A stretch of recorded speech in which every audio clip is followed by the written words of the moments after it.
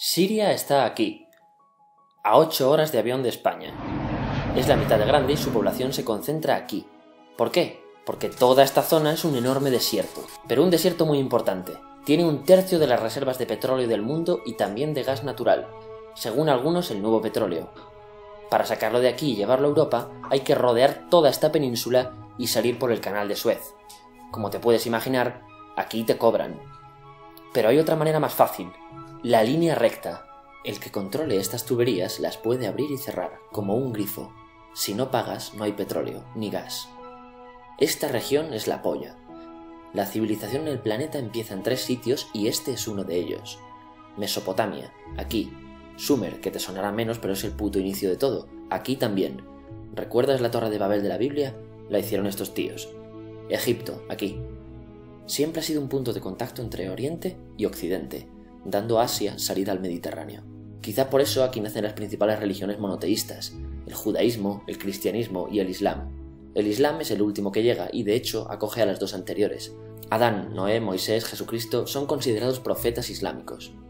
Bueno, al grano. Como la zona es la hostia, todos han querido controlarla y siempre ha estado dentro de algún imperio. Persas, griegos, los romanos.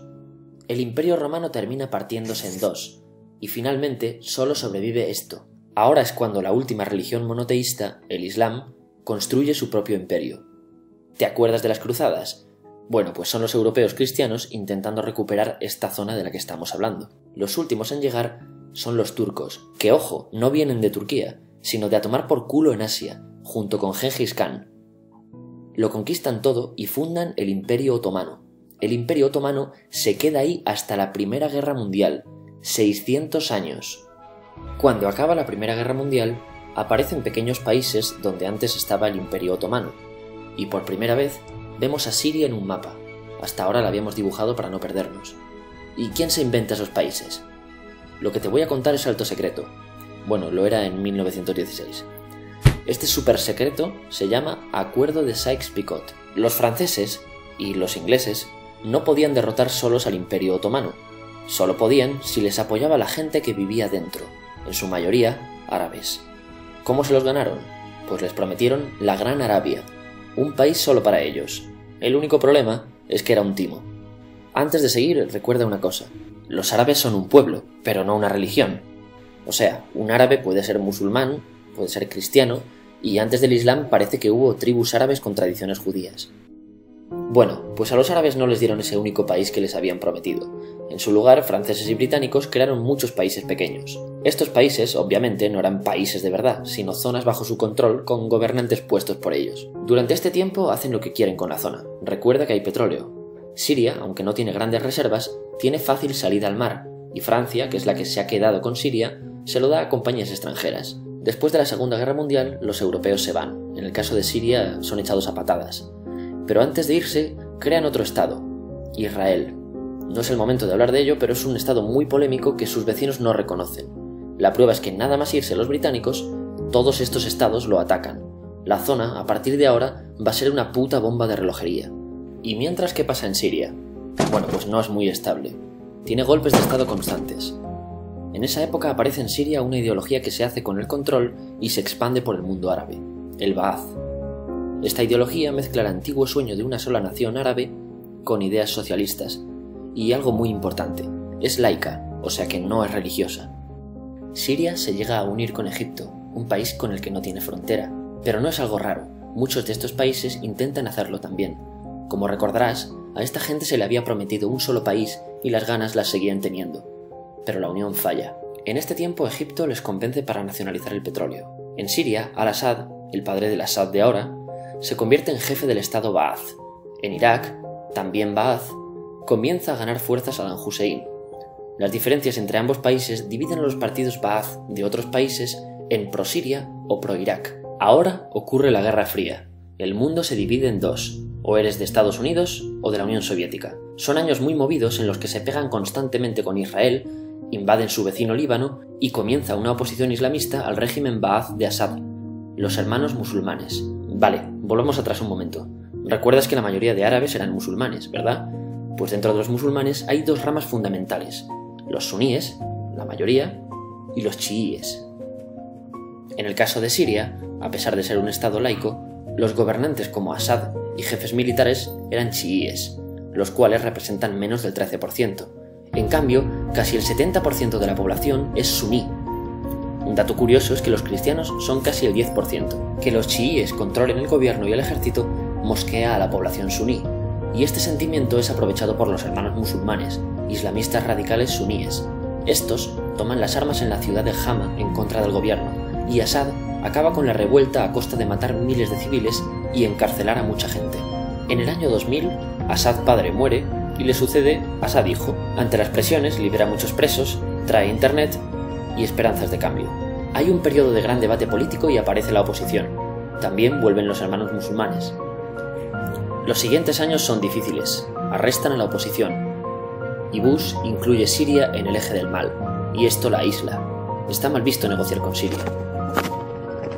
Los kurdos, un pueblo que vive distribuido por varios países de la zona, empiezan a protestar también. Hay represión y muertos. En 2011, te sonará esto, ocurre la Primavera Árabe. ¿Qué es esto? Bueno, es una protesta que se va propagando por todos los países árabes pidiendo más democracia. Como ves, el mundo árabe, a pesar de estar dividido en países, tiene tendencias generales. Cuando llega a Siria, Assad hijo termina usando el ejército y en los enfrentamientos mueren unas 1000 personas. Los enfrentamientos irán escalando hasta que se conviertan en guerra civil. No hay un momento exacto de inicio. Lo importante es que hoy en día hay numerosas facciones en juego. Vamos a verlas. Pero primero piensa en que todo está dividido entre chiíes, la minoría, y suníes, la mayoría. Chiíes y además laicos, o sea no religiosos, son el gobierno de Al-Assad. Controla todo esto, que si recuerdas son básicamente las zonas chiíes del país. El gobierno de Assad está enfrentado al resto. También mayoritariamente laico, pero suní, es el Ejército Libre de Siria o FSA en inglés.